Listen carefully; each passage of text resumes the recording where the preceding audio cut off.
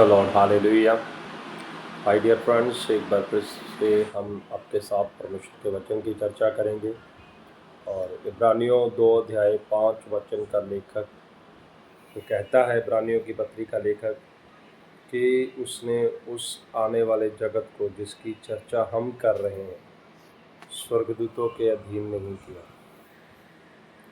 आप देख सकते हैं, इब्रानियों का लेखक इब्रानियों की कलीसिया को इस बात के बारे में बताता है कि हम आपके साथ जो डिस्कस कर रहे हैं, जो बातचीत कर रहे हैं, जो चर्चा कर रहे हैं, वो आने वाले जगत के बारे में कर रहे हैं। एक चर्च एक लीडर को इसलिए दी जाती है ताकि एक लीडर कलीसिया के साथ, चाहे वो यूनिवर्सल चर्च हो पूरे विश्व का, चाहे वो पर्सनल चर्च हो, वो कलीसिया एक लीडर के हाथों में परमेश्वर ने इसलिए दी है ताकि वो अगुवा परमेश्वर की देह के साथ, जो पिता ने अपने लोगों के लिए एक आने वाला जगत जो पिता अपने लोगों के लिए तैयार कर रहा है, एक अगुवा उसकी चर्चा परमेश्वर के लोगों से करे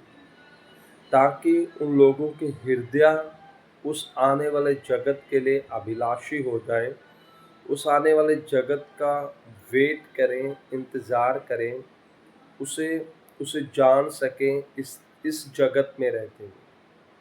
लेकिन आजकल हो इसके उलट रहा है। हम इस जगत में रहते हुए इस संसार की चीज़ों के द्वारा या इस जगत के द्वारा इतने अफेक्टेड हो चुके हैं कि हम कलीसिया के साथ इस जगत की चर्चा कर रहे हैं, इस नाशवान जगत की, इस जगत की नाशवान चीज़ों की।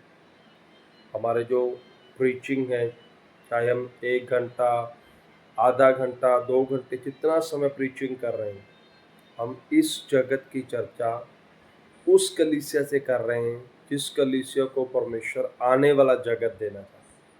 और ये परमेश्वर के लोगों के साथ प्रचारकों के द्वारा किया जाने वाला एक बड़ा धोखा है। और ये प्रचार स्पिरिट से नहीं आ रहे, पवित्र आत्मा के द्वारा नहीं आ रहे, बल्कि इस संसार के द्वारा मॉडिफाई करके या इस संसार में काम करने वाली आत्माओं के द्वारा एक अगुवे को नियंत्रित करके इस संदेशों को दिया जा रहा है। और ऐसे संदेशों से कलीसिया कभी भी आने वाले जगत के लिए तैयार नहीं होगी। क्यों पहली सदी के लोग आने वाले जगत के बारे में इतने डेडिकेटेड थे, इतना ज़्यादा उन्होंने बलिदान किया। जब आप इब्रानियों की पत्री को पढ़ेंगे तो उन लोगों के बारे में देखेंगे कि उन्होंने अपनी संपत्ति को भी लुटने दिया, उन्होंने मृत्यु को भी चाहा, उन्होंने पुनरुत्थान को नहीं चाहा। वो कैदों में गए, जेलों में गए और वो तिरस्कृत किए गए। क्यों इतना सताव उन लोगों ने सहा? क्यों? क्योंकि वो एक ही चीज़ को फोकस किए हुए थे। उनकी जो आइज़, स्पिरिचुअली आइज़ एक ही चीज़ को देख चुकी थी, अपकमिंग वर्ल्ड, आने वाला जगत, जो उनका भविष्य है, जो उनका फ्यूचर है। और अगर आप एक अगुवे हैं तो अपनी कलीसिया के साथ परमेश्वर के द्वारा रचे जाने वाले आने वाले जगत की चर्चा करें, कि हमारे ऊपर रिस्पॉन्सिबिलिटी है। ये कलीसिया हमारी नहीं है, ये पिता के पुत्र की दुल्हन है, पिता के बेटे और बेटियां हैं, और पिता इनके लिए एक जगत तैयार कर रहा है। आप उस जगत के बारे में इनको इंट्रोड्यूस करें और दिन रात परमेश्वर के लोगों से आने वाले जगत की चर्चा करते रहें, ताकि परमेश्वर आपके संदेशों के लिए आपको रिवार्ड दे सके। God bless you.